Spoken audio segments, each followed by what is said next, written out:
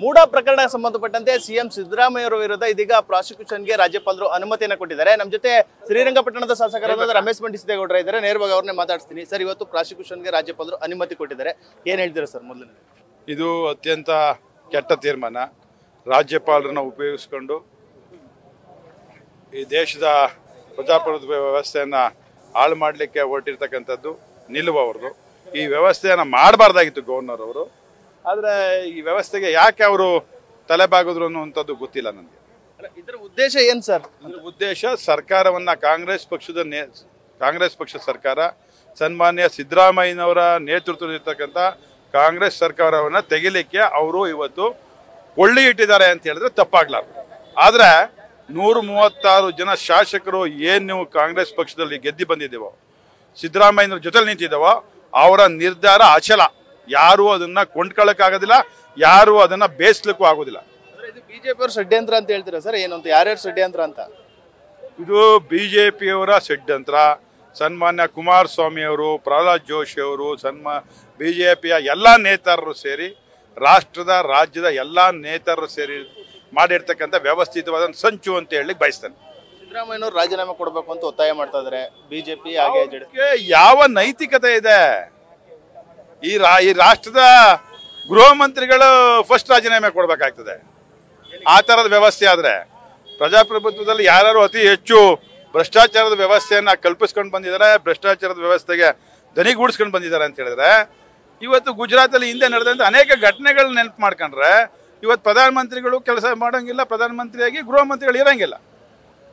ಅವ್ರ ಮೇಲೆ ವ್ಯವಸ್ಥಿತವಾಗಿ ಫಸ್ಟ್ ಇಡಿ, CBI ಇವತ್ತೇನು ನಮ್ಮ ಮೇಲೆಲ್ಲ ದುರುಪಯೋಗ ಪಡಿಸ್ಕೊತಾ ಇದ್ರೆ ಅದನ್ನ ಮಾಡ್ಬೇಕು. ನೇರವಾಗಿ ಆರೋಪ ಮಾಡ್ತಾ ಇರೋದು ಪ್ರಭಾವ ಬೀರಿ ಸಿದ್ದರಾಮಯ್ಯನವರು ಸೈಟ್ ಪಡೆದಿದ್ದಾರೆ ಅವ್ರ ಪತ್ನಿ ಹೆಸರಲ್ಲಿ ಅಂತ. ಪ್ರಭಾವ ಯಾರ ಮೇಲೆ ಬೀರಾರ ಹೇಳ್ಬೇಕಲ್ಲ? ಪ್ರಭಾವ ಬೀರ್ಸ್ಕೊಂಡಿರೋರು ಮೂಡಾದಲ್ಲಿ ಇದ್ದವ್ರು ಯಾರು? ಸಿದ್ದರಾಮಯ್ಯನವ್ರು ಇದ್ರ? ಬಿಜೆಪಿ ಸರ್ಕಾರ, ಕಾಂಗ್ರೆಸ್ ಪಕ್ಷ ಸರ್ಕಾರ ಆಯ್ತಾ? ಇಲ್ಲ JDS ಸರ್ಕಾರ ಆಯ್ತಾ? ಇದು ಬಿಜೆಪಿ ಸರ್ಕಾರ ತಾನೇ ಇದ್ದದ್ದು. ಬಿಜೆಪಿ ಅವ್ರು ತಾನೇ ಮೂಡ ಅಧ್ಯಕ್ಷರಾಗಿದ್ದವರು, ಬಿಜೆಪಿ ಅವ್ರು ತಾನೇ ಮೂಡದಲ್ಲಿ ಮೆಂಬರ್ಗಳಾಗಿದ್ದವರು, JDSನವ್ರು ತಾನೇ ಇದ್ದವರು. ಕಾಂಗ್ರೆಸ್ನಿಂದ ಹೊರತಾಗಿ ಅವ್ರು ಹೊರಟ ಮೇಲೆ ಅವರು ಬಿಜೆಪಿ ಸಖ್ಯವನ್ನು ಬಯಸಿ ಬಿಜೆಪಿ ಜೊತೆ ಇದ್ದಾರೆ JDSನವರು. ಅವತ್ತು ಅವರೆಲ್ಲ ವಿರೋಧ ಮಾಡಬೇಕಾಗಿತ್ತು. ಕೊಡಕ್ಕಾಗೋದಿಲ್ರಿ ಅಂತ ಯಾರ್ಯಾರು ಪ್ರಯೋಜನ ತಗೊಂಡವ್ರಲ್ಲ ಮೂಡಾದಲ್ಲಿ, ಅವ್ರು ಹೇಳಿ ಸತ್ಯ ಹರಿಶ್ಚಂದ್ರರು ಬೇನಾಮಿ ಹೆಸರುಗಳಲ್ಲಿ ತೆಗೆದುಕೊಂಡವ್ರಲ್ಲ 50-50, ಅವರೆಲ್ಲ ಬಂದು ಹೇಳ್ಬೇಕು.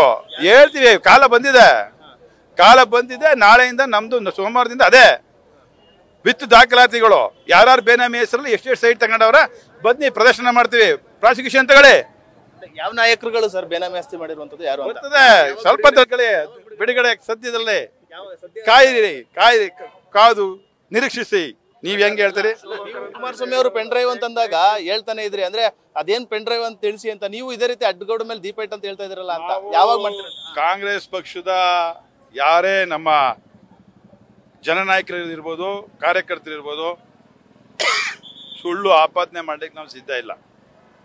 ನಾವು ಪೆನ್ ಡ್ರೈವ್ ಬಿಡೋದಿಲ್ಲ, ಅಥವಾ ಪೆನ್ ಡ್ರೈವ್ ಇದೆ ಅಂತ ಹುಲಿ ಬತ್ತು ಅಂತ ಎದುರಿಸೋದಿಲ್ಲ. ದಾಖಲಾತಿಗಳ ಸಮೇತ ನಿಮ್ ಮುಂದ್ಗಡೆ ಬಂದು ಪ್ರದರ್ಶನ ಮಾಡ್ತೀವಿ. ಮೈಸೂರು ಮೂಡಕ್ಕೆ ಸಂಬಂಧಪಟ್ಟಂಗೆ ದಾಖಲಾತಿಗಳು ಬಿಡುಗಡೆ ಮಾಡ್ತೀವಿ. ಮೈಸೂರು ಮೂಡಕ್ಕೆ ಸಂಬಂಧಪಟ್ಟಂತೆ ದಾಖಲಾತಿಗಳನ್ನ ಬಿಡ್ಲಿಕ್ಕೆ ಎಲ್ಲ ವ್ಯವಸ್ಥೆ ಮಾಡ್ಕೊಂಡಿದ್ದೇವೆ. ಅದು ಸೋಮವಾರದಿಂದ ಹಂತವಾಗಿ ಬಿಡುಗಡೆ ಮಾಡ್ತೀವಿ. ಅಂದ್ರೆ ನೀವೇ ಬಿಡುಗಡೆ ಮಾಡ್ತೀರಾ ಸರ್? ಅಂದ್ರೆ ಬೇರೆ ನಾಯಕರುಗಳ ಮುಂದೆ ಇಟ್ಕೊಂಡು? ಮೈಸೂರಿನ ನಗರಾಭಿವೃದ್ಧಿ ಸದಸ್ಯನಾಗಿ ನಾನು ಯಾರ್ಯಾರು ಬಿಡುಗಡೆ ಮಾಡ್ತೀವಿ ಅಂತ ಅವತ್ತು ಹೇಳ್ತೀನಿ. ಕೊನೆಯದಾಗಿ ಸರ್, ಸಿದ್ದರಾಮಯ್ಯ ಪರವಾಗಿ ಯಾವ ರೀತಿ ಇರ್ತೀರಾ ಜೊತೆಲಿ ಅಂತ? ಏನು ಸಿದ್ದರಾಮಯ್ಯನವರು ಇರೋ ತನಕ, ಅವರು ಬದುಕಿರೋ ತನಕ ಅವ್ರ ಜೊತೆಯಾಗಿ ಅವರ ಜೊತೆಯಲ್ಲಿ ಅವರ ಕಷ್ಟ ಇರ್ಬೋದು, ಸುಖ ಇರ್ಬೋದು, ಅವ್ರ ಜೊತೆ ನಿಲ್ತೇವೆ ಅನ್ನುವಂಥ ಮಾತನ್ನು ಸ್ಪಷ್ಟಪಡಿಸ್ತೇವೆ. ಶ್ರೀರಂಗಪಟ್ಟಣದ ಶಾಸಕರಾದಂಥ ರಮೇಶ್ ಬಂಡಿಸಿದ್ದೇಗೌಡರ ಮಾತಾಗಿರುವಂಥದ್ದು. ಕ್ಯಾಮ್ರಾ ಪರ್ಸನ್ ಹರ್ಷಿ ಜೊತೆ Nandish, news first Mandya. News first ನಿರ್ಭೀತಿಯಿಂದ ನಿಮ್ಮ ಪರವಾಗಿ.